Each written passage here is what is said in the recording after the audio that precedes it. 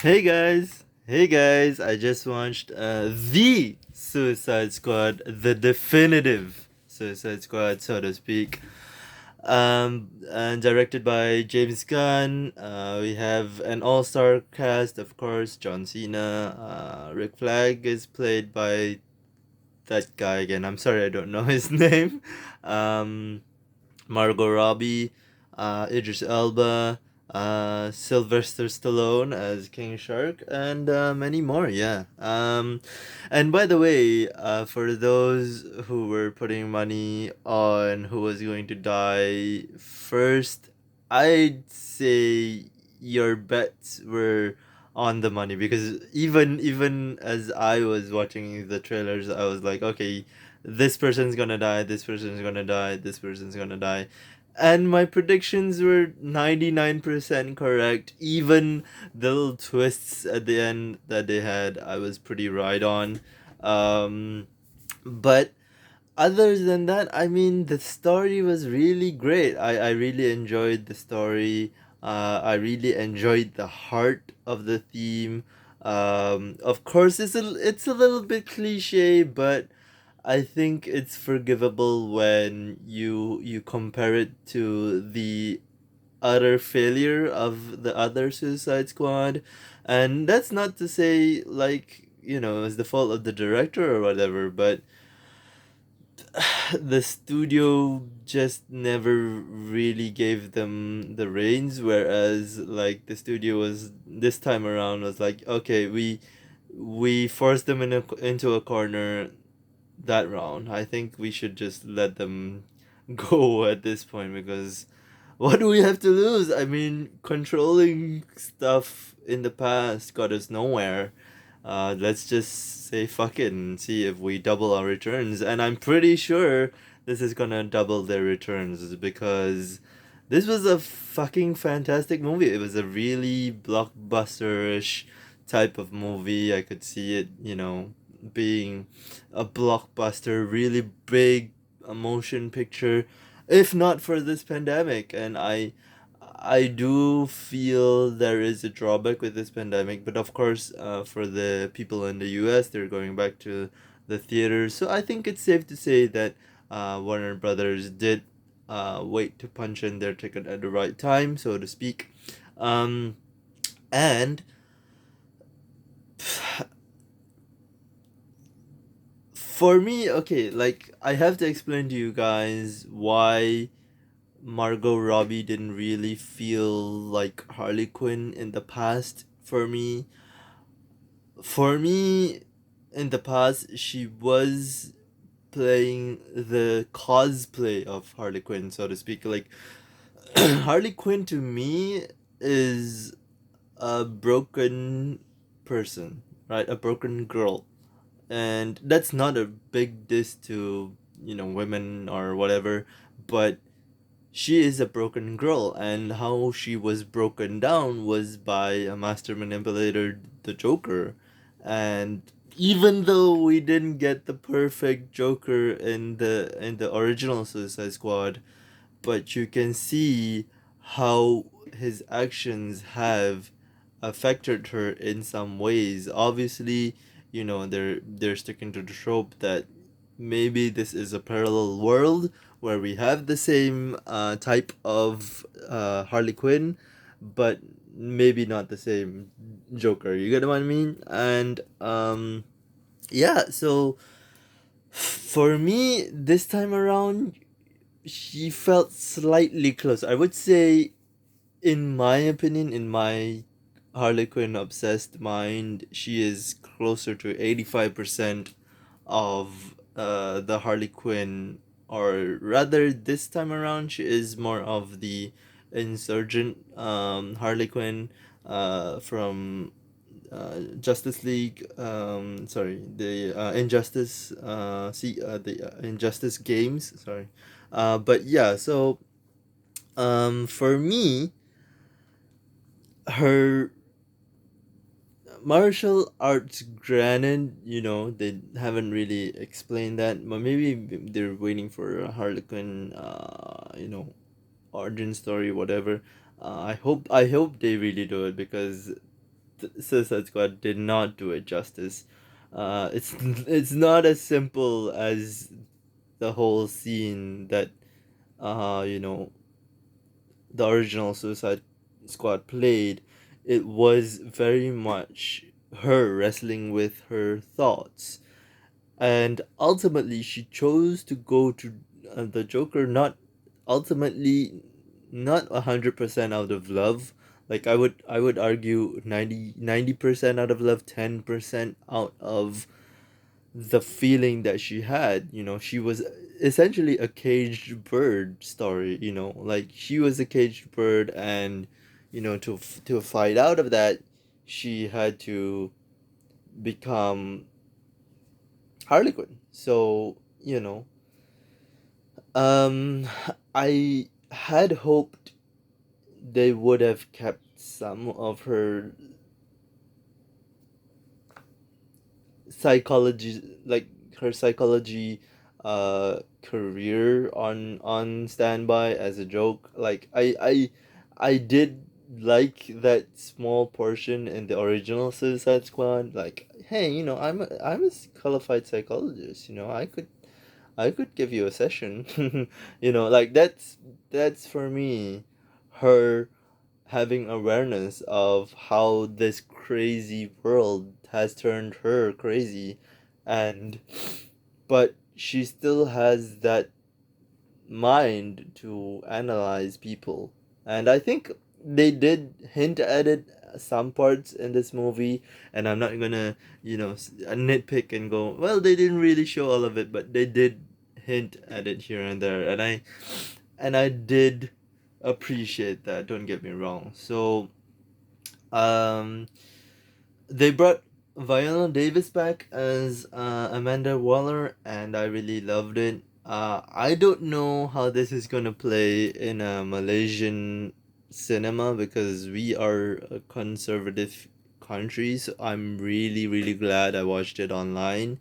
I didn't pay for it for a Malaysian movies cinema ticket. My God, it's gonna be so fucking expensive, guys. Like, okay, in our terms, for a ticket here in Malaysia would be 100 USD.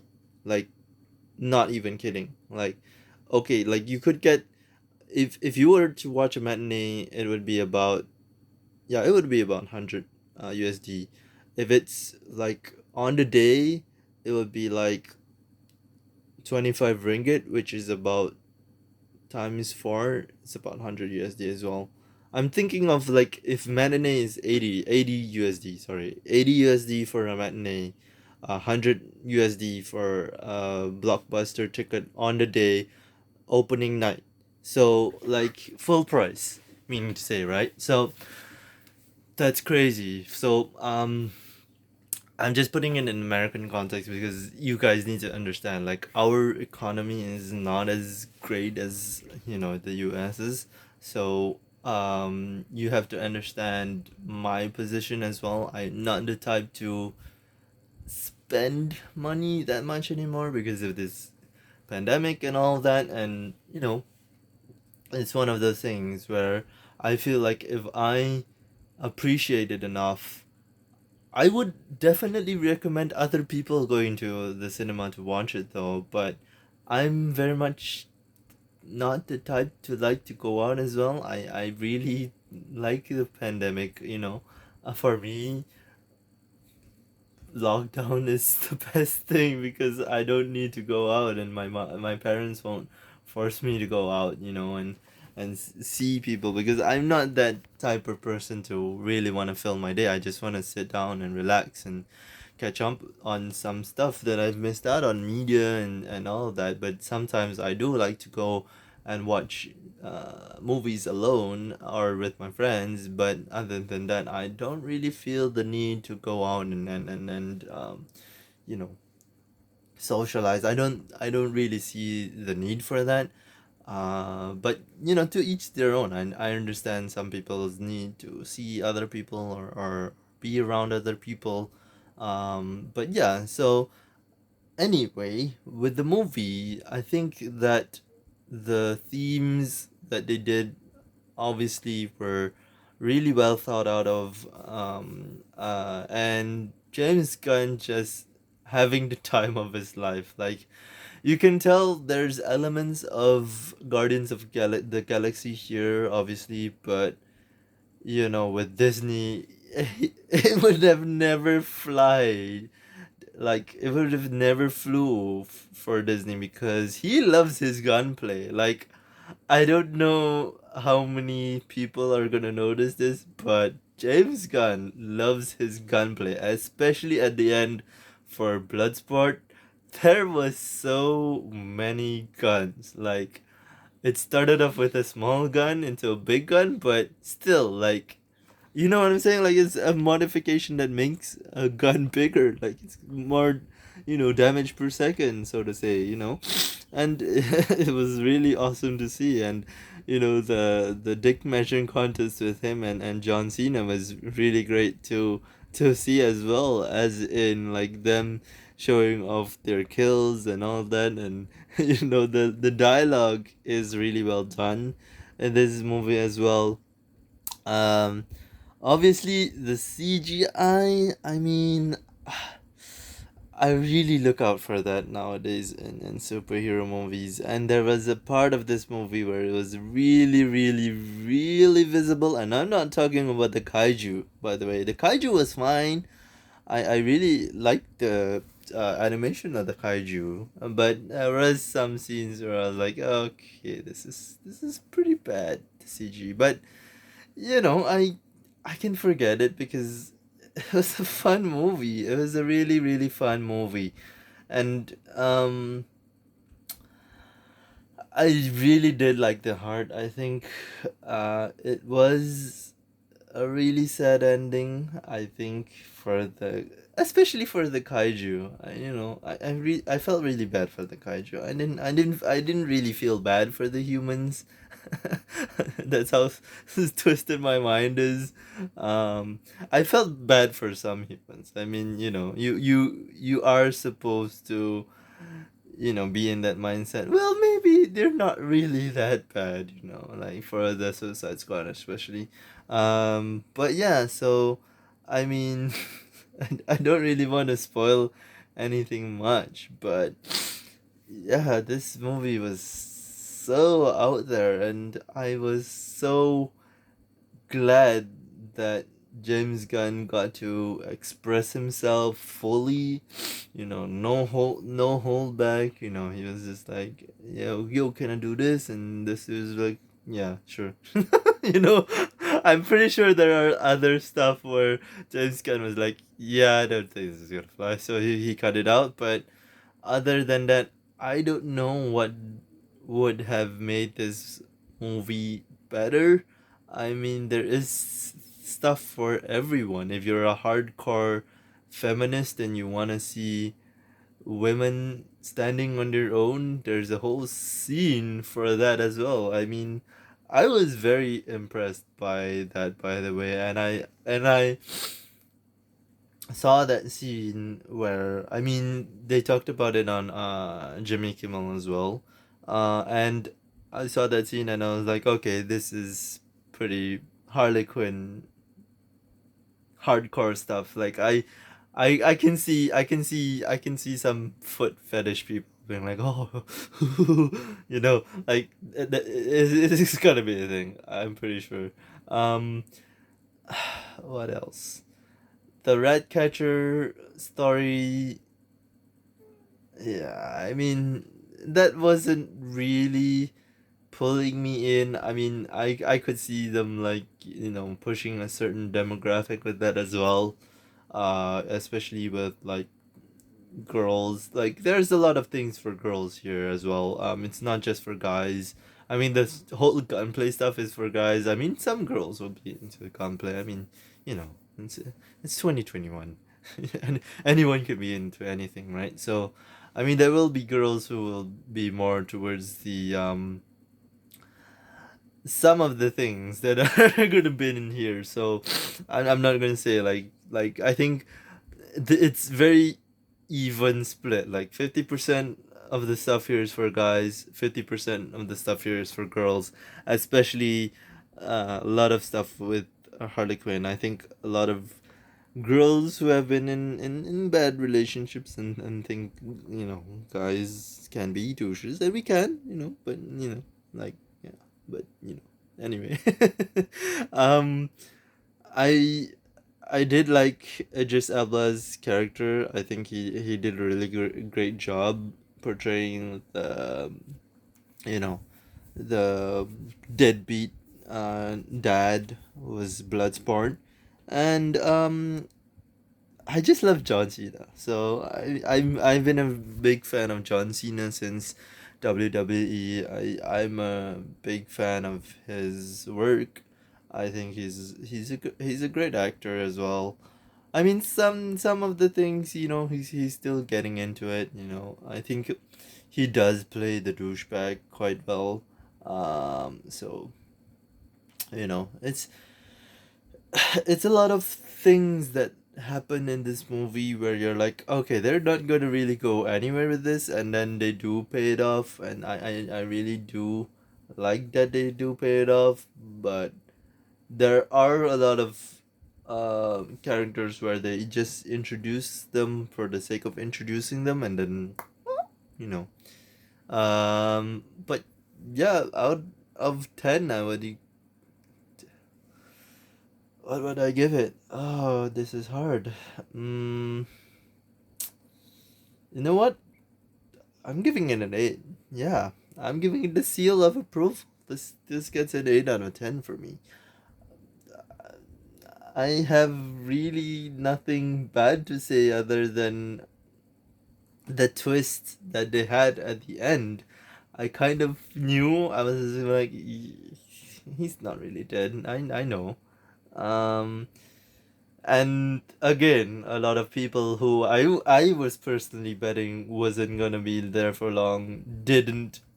So I guess I can go and buy the lottery now, right? So I don't know. A lot of people are gonna debate this with me, but I I never really share my thoughts before going into a real movie, because now I do step back and go, well, they could change, they could change my mind. But didn't necessarily change my mind about the things that were gonna happen, but it did change my mind about how it happened. And I think that's a very important distinction for me personally, because I don't care if my predictions are right. If they're right, they're right. But like, how they went about doing that, I really appreciated them, ticking off all the boxes. You know what I'm saying? Um, what else?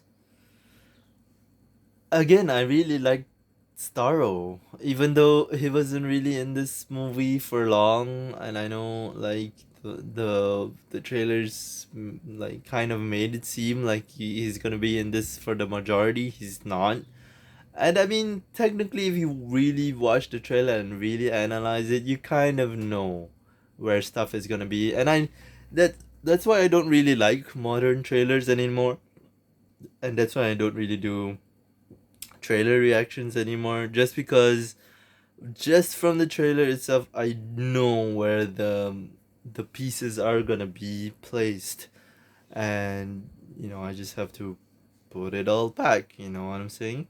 But of course there were some things where I thought, no, no, this is going to be middle of the movie, and it starts off with that scene, so I was like, okay, that's something new, I guess. But the Starro scene I always knew was gonna be in the third act, and it is in the third act. It's not really a spoiler. Obviously, it's gonna be in the third act. It's a big fucking kaiju.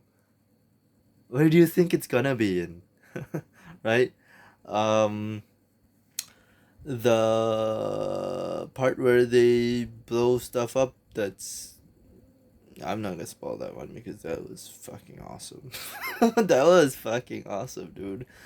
And of course, Americans being Americans, they've got to bring their whole geopolitical issues into their movie. But I thought it wasn't that bad. But I know there's gonna be some people who don't take it well, because it is kind of shitty how they treat it, but I don't know. It's a movie, guys. Like, let it go. You know, yeah, you did some bad things, but you did a lot of good things. I mean, you know, America's not the best of the best, but it's still a level where we aspire to be. When we say, you know, we wanna live up to America, we don't necessarily mean the country, the nation, the actions that were taken to be Americans, but the ideals behind America, you know, like, you know, truth, freedom, and justice, and the pursuit of happiness, you know, like the American dream. That is very, very inspiring, you know, from being nothing to something, you know. That's very, very heartwarming. This is the best way I can describe it, I guess. But yeah, this is a movie I would cherish to watch in a theater. I mean, the big surround sound and the explosions in full IMAX 4D. I mean, fuck, that was like, ah, fuck. I wish I was watching this in a movie theater. I don't love the cinematic experience. I love the theater experience. Like, cinematic experiences I can give or take, because that's like, fuck it, because I don't really like people who go to the cinema, especially in Malaysia. But I guess it's pretty global, because I've seen Americans complaining that, you know, their cinemas as well has people who bring in small children to fucking cinema, and I'm like, why the fuck? Like, now we have theaters who have family friendly places. Go fucking push them there. Don't bring them to this type of cinema. I'm trying to enjoy a movie. I paid 100 USD, 20 ringgit to come to this fucking 80 USD to come to this fucking cinema to sit fucking down and watch a fucking movie. I don't need your fucking kid screaming in my ear, kicking my chair. I don't need that, man. I can just sit at home and chill and watch a movie. That's fine, but I do really miss the surround sound and the big fucking screen. I do miss it. Yes, but other than that, I don't fucking miss the cinema experience. Like, that's bullshit. Like, paying a full price, 100 USD, to sit down in the fucking cinema, and all you hear is what the fuck? Like, come on. Okay, I'm running now. This is supposed to be about this. Anyway, any, anyway, watch the movie. I really recommend it. Man, I wish I could go to the cinema and watch this. This deserves the D-box experience. This deserves the full IMAX experience. If you don't want it IMAX 3D, IMAX, man. Like, oh, this was fucking awesome, man. The visuals, the I feel like this is the last thing I'm gonna put it off on. So I feel like James Gunn couldn't put any more blood in this, because otherwise it's gonna be NC 17. I'm pretty sure this is 18 plus. And that's why I'm not gonna spend fucking 100 USD to go to the cinema to watch this in my local theater, because it's gonna be censored. I'm so grateful I watched it here first on my computer. I'm not gonna say whether or not I pirated it. Obviously, it's not in Malaysia yet, so you can connect the dots. But yeah, I just wish I didn't live in such a shitty country with such shitty censorship laws. It fucking sucks. Like, 18. That's not a rant. I'm gonna go on. Sorry. Um. Yeah, I really enjoyed this movie, man. 8 out of 10. 8 out of 10. Harley Quinn is great. Bloodsport is great. John Cena, Peacemaker is great. Nathan Fillion, TDK is pretty okay. Javelin, pretty useless. I mean, yeah, that's kind of a spoiler, I guess. Um, Pete Davidson. Oof. um, who else? Sylvester Stallone as King Shark. I mean, yeah, it's King Shark. He wasn't gonna have too many lines. Ratcatcher was pretty okay. I didn't really like the millennial jokes though, made by John Cena, but I can take it on the chin. I'm not Gen Z. um, but yeah, it was a really fun movie. I wish I could have watched it together with my friends. That is the only thing I will say. You know, I was just like going nuts about stuff that was gonna happen. And yeah, that's about it, guys. I really enjoyed the movie, man. This is this is gonna be hard for me to say. I would like to wait for it to come out in cinemas, but I just know 100% by just Deadpool and Joker, it's gonna be censored, man. So that's about it, guys. Thank you guys for watching. I'm going to see you in the next video where I feel like I have stuff to talk about. Like, it is kind of hard to talk about stuff. Sometimes I'm a little busy, so I come back now and again to do this. So I'll see you when I see you guys. Alright, bye.